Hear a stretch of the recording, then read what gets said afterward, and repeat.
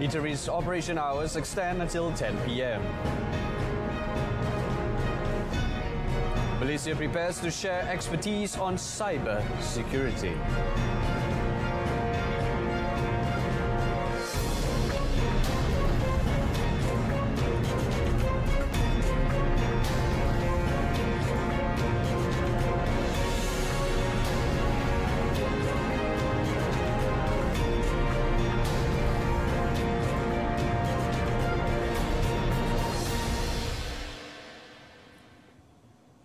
Welcome to News at 10. I'm Brendan Lepore. The Movement Control Order MCO enforced in Pulau Pinang, Selangor, Sabah, Kuala Lumpur, Putrajaya, Labuan, Johor, Melaka and Kelantan has been extended for 9 more days until the 4th of February. Senior Minister for Security, Datuk Seri Ismail Sabri Yaakob said the decision was made following the surge in positive cases over the past 14 days between the 7th and 20th January. Explaining further, he said most districts in these states are also declared as red zones with the virus believed to be spreading within the local community. Di atas penilaian risiko dan nasihat daripada Kementerian Kesihatan Malaysia, sidang khas bertuju untuk melanjutkan PKP di Pulau Pinang, Selangor, Melaka, wilayah Persekutuan Kuala Lumpur, Putrajaya dan Labuan, Johor, Kelantan dan Sabah dilanjutkan sehingga 4 Februari 2021 yang kita seragamkan dengan tarikh tamat di negeri-negeri lain yang baru diumumkan minggu lepas. Previously, the government announced that the respective states will be placed under MCO from 13th until 26 January. Meanwhile, the Enhanced Movement Control Order EMCO implemented at Westlight Workers Hostel in Taman Perindustrian Tambor Jaya, Johor Bahru is scheduled to end tomorrow. The Senior Minister said the Health Ministry's assessment revealed that COVID-19 cases at the hostel showed a downward trend and no more samples were taken. Datuk Seri Ismail Sabri also announced that eateries and restaurants are allowed to operate until 10 p.m. beginning tomorrow. He said the decision was made following complaints by public and operators regarding the current stipulated operating hours.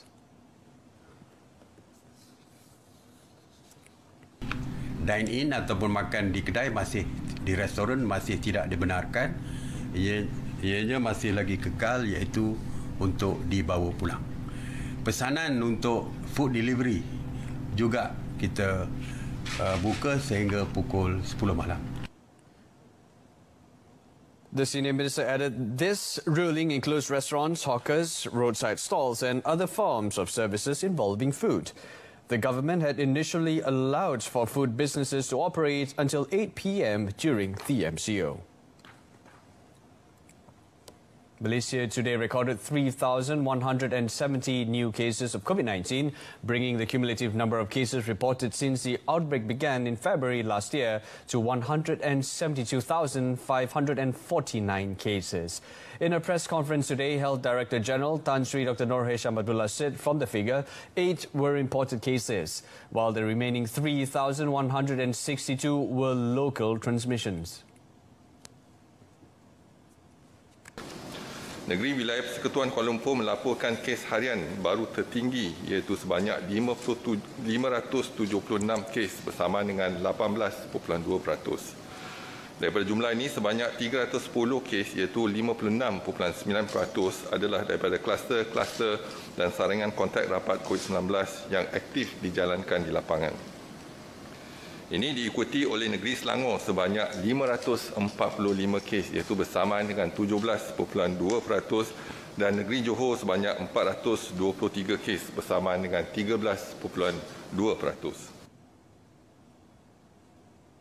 Tan Sri Dr. Noor Hisham added that the current number of active cases stands at 41,755 cases, with 260 patients are receiving treatment in ICU, where 103 of them requiring respiratory assistance. He also said 2,490 new recoveries from the virus were logged making the overall number of recoveries so far stands at 130,152 individuals. The Health DG also announced 12 new deaths related to the virus were reported today, taking the country's death toll to 642. Tan Sri Dr. Nur Hisham added that 16 new clusters were reported, bringing the total number of active clusters to 327 after another 7 declared inactive today. All passengers are required to show a letter of permission from the police before they can be allowed to board the ferries in Kedah. Human Resources and Operation Manager, Ferry Line Ventures Sendirian Berhad, Captain Baharin Baharum said this directive is in line with the implementation of the Movement Control Order MCO in the state. Explaining further, he said previously only passengers from outside of Kedah were required to submit the letter.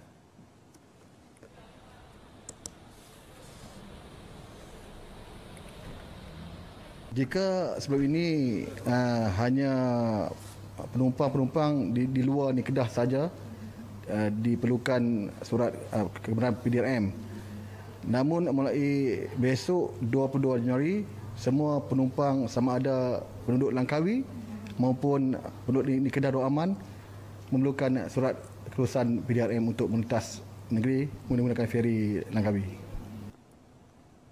Ferry operations are allowed just for a day trip from Langkawi to Kuala Kedah and vice versa during the MCO period, while trips between Langkawi and Kuala Perlis are temporarily suspended. The Ministry of Agriculture and Food Industries, MAFI, today launched the MAFI Prihatin mission, which aims to help ease the burden of residents affected by floods. The initiative by its Minister, Datuk Sri Dr. Ronald Hyandi, will involve 4 parliamentary constituencies in Pahang, including Lipis, Jerantut, Kuala Krau and Maran. In a release statement, MAFI said the mission will include the delivery of food aid, basic necessities and electrical equipment from contributions of various departments and agencies under the ministry. Among the organizations contributed to the effort include Federal Agricultural Marketing Authority, Farmers Organisation Authority, National Fishermen's Association and Fisheries Development Authority of Malaysia. The ministry added that the other assistance such as electrical and basic equipment will also be distributed through the respective areas' farmers' organisation to help ease the burden of residents, especially the farmers, breeders and fishermen. It also said that MAFI Prihatin would be extended to other flood-affected states to ease the burden of the evacuees. A former Senior Principal Assistant Secretary to the Ministry of Agriculture and Agro-Based Industry (MOA) pleaded not guilty at the Shah Alam Sessions Court today to 2 counts of charges for accepting bribes amounting to 100,000 ringgit in connection with the issuance of tender for biofertilizer supply and delivery to a company last year. According to the charge sheet, Shahrul Zaman Jaffar, aged 43, who was holding a position as an officer at MOA, allegedly accepted bribes amounting to 70,000 ringgit from Hazrul Hisham Hassan as an incentive for securing a tender for supplying and delivering biofertilizers. For the second charge, the accused received another 30,000 ringgit from the same individual for the same purpose. Shahrul Zaman was charged under Section 16A, Subsection A of Malaysia Anti-Corruption Committee MACC Act 2009, which upon conviction carries a maximum jail term of 20 years or fine not less than 5 times the amount of the bribe or 10,000 ringgit, whichever is higher. Judge Rihaida Rafi allowed Shahrul Zaman a bill of 10,000 ringgit with one surety for both charges and set 27 January for the remention of case. 2 company directors, including a Dato', pleaded guilty at the Kuala Lumpur Magistrates Court to the charges of assaulting customers and workers and causing public nuisance at a restaurant in Damansara, Petaling Jaya. The accused, Dato' Tan Wai Khan, aged 42, and his friend Ang Mo Lung, aged 40, admitted to the offences after the charges were read before Magistrate Nur Shahira Abdul Salim. Both suspects were accused of causing injuries and hitting Kwan Pei Chung, aged 31, at the respective restaurant. They were charged under Section 323 and Section 34 of the Penal Code, and they face maximum of a year's imprisonment and 2,000 ringgit fine or both if found guilty. The duo were also accused of committing public nuisance, which distressed the restaurant's workers and customers at the same place and time.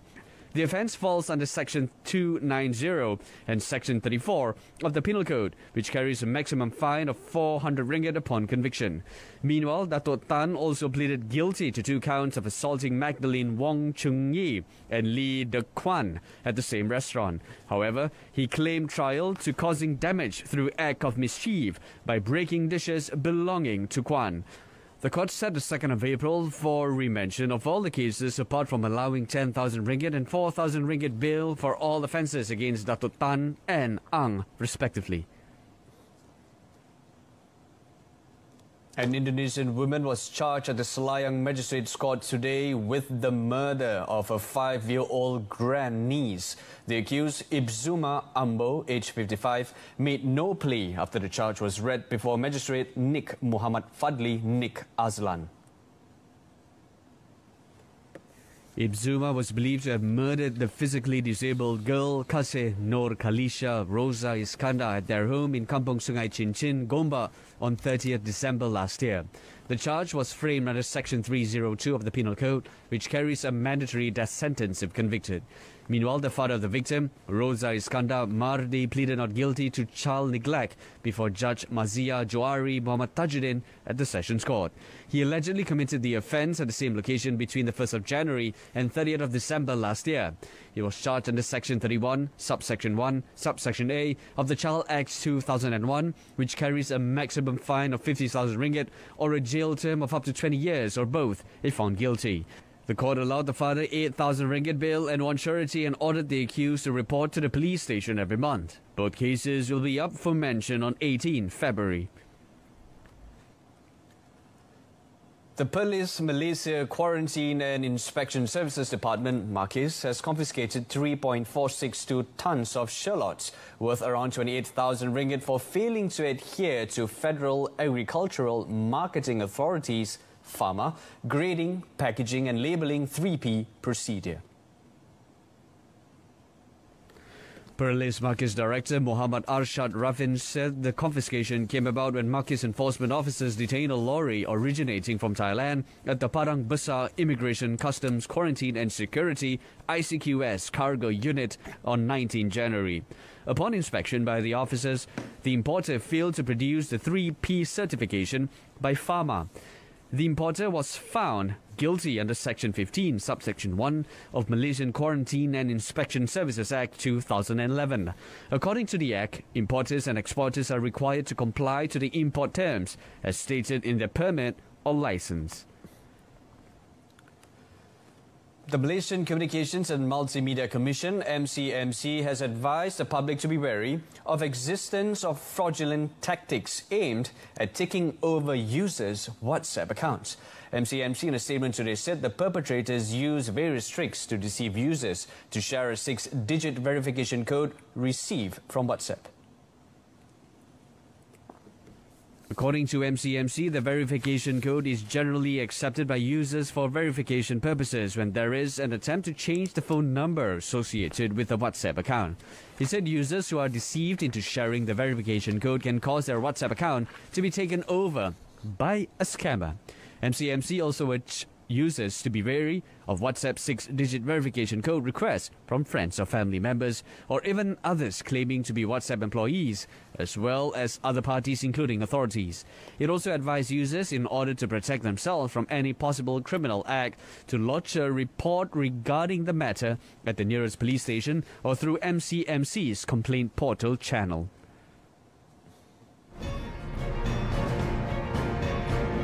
Still to come, Malaysia has the right formula for health economic recovery. Stay with us.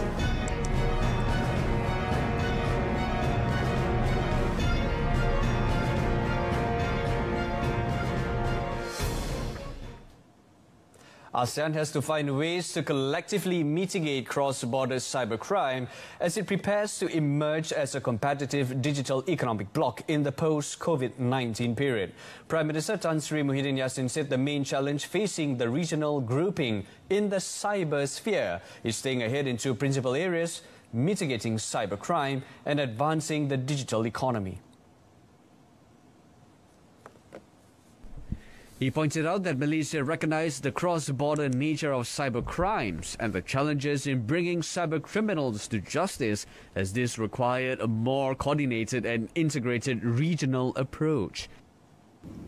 We must be mindful that cyber threats are rapidly changing and encroaching into every sphere of our lives, including how we communicate, how we work, how we conduct online transactions, how we carry out purchases, and even how we defend our national security. They have also become more sophisticated, complicated, and transboundary in nature. In this regard, ASEAN member states can no longer operate and work in isolation. Speaking during his keynote address at the first ASEAN Digital Ministers meeting held virtually today, Tan Sri Muhyiddin said ASEAN itself has continuously discussed and expressed its support to the existing set of international rules, norms and principles of responsible behavior of states in cyberspace. The Premier added that Malaysia too is moving towards these security objectives with a comprehensive plan and strategy to provide a secure, trusted and resilient cyberspace, while at the same time fostering economic prosperity for the well-being of all ASEAN member states. In the same development, Tan Sri Muhyiddin said the ASEAN Economic Community Blueprint 2025 recognizes information and communications technology (ICT) as a key driver in ASEAN's economic and social transformation. He said the plan aspires to propel ASEAN towards a digitally enabled economy that is secure, sustainable and transformative, and to further leverage ICT for an innovative, inclusive and integrated ASEAN.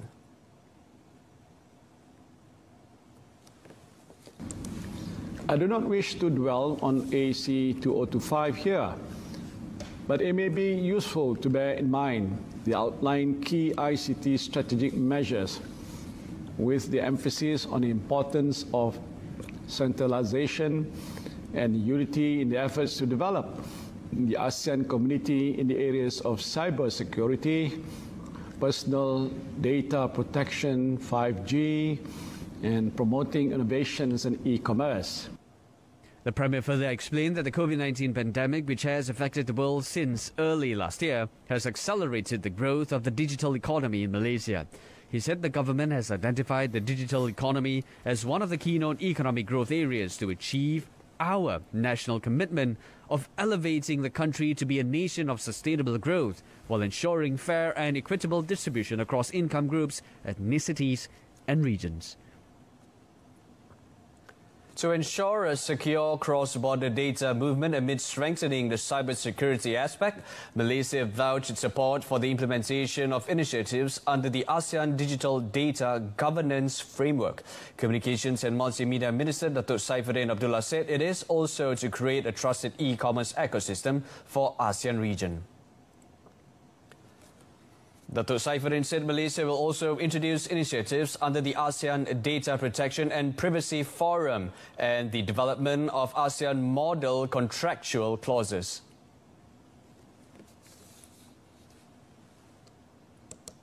Combined with our shared experiences and support from governments, academic, industry, higher learning institutions, lessons learned, and an established synergetic collaboration with public and private organizations across Asia-Pacific and the OIC, Cybersecurity Malaysia, an agency under the Ministry of Communications and Multimedia Malaysia, has established a local cybersecurity professional certification scheme known as the Global Accreditation Cybersecurity Education Scheme, or in short, Global ACE, which Malaysia would like to offer to ASEAN member states. Global Ace is responsible for the development of cybersecurity program in ASEAN. Datuk Saifuddin said this during his welcoming speech at the ASEAN Digital Ministers meeting via teleconference this morning. Malaysia has the right formula to position the recovery path in terms of both public health and the economy. Finance Minister Tengku Datuk Seri Zafrul Tengku Abdul Aziz said this is supported by multiple government measures, including Penjana, Kita Prihatin packages as well as Budget 2021 and the recently announced Perma package. He said the combination of the recent decisions involving the overnight policy rate OPR and the statutory reserve requirement SRR, as well as Budget 2021 initiatives including the expediting of vaccine procurement and encouraging screening of employees, was seen as the right formula. He added that the government would commit to do its very best in order to contain the COVID-19 pandemic and to ensure the economic recovery process can be continued.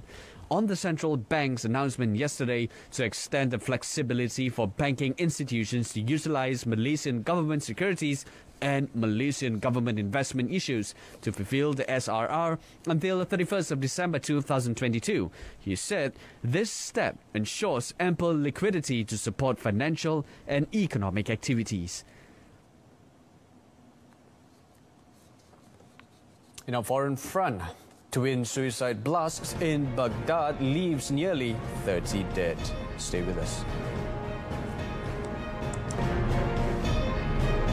Malaysian men's-women's mixed doubles cleared into quarterfinals of Thai Open. Stay with us.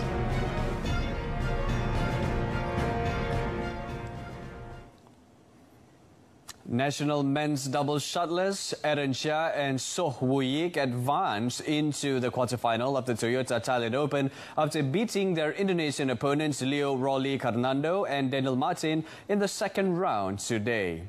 However, the world number 9 had to battle in a 3-game match 21-12, 6-21, 21-12. In the second round encounter, Aaron and Woo Yik cleared their first game 21-12 in hoping to seal a spot into the quarters with a straight game. A lackluster performance in the second game forced a third and deciding game when the Malaysian duo lost badly 6-21. The Indonesian pair, however, failed to repeat their second game feat and lost to the Malaysians in the decider 21-12, 6-21, 21-12. Apart from Aaron and Woo Yik, also cleared into the quarterfinals are independent mixed doubles Chan Ping Soon and Goh Liu Ying, and women's doubles Vivian Ho and Yap Cheng Wen, after winning their second round matches respectively. Runners-up in the Yonex Thailand Open, Goh Vi Shem and Tan Wee Kiong, also cleared into the quarters. That's it from us this evening. In our top story, eateries operation hours extend until 10 p.m. Join us for updates at noon at 12:30 tomorrow. Till then, I'm Brendan LePaul. Thanks for watching. Good night.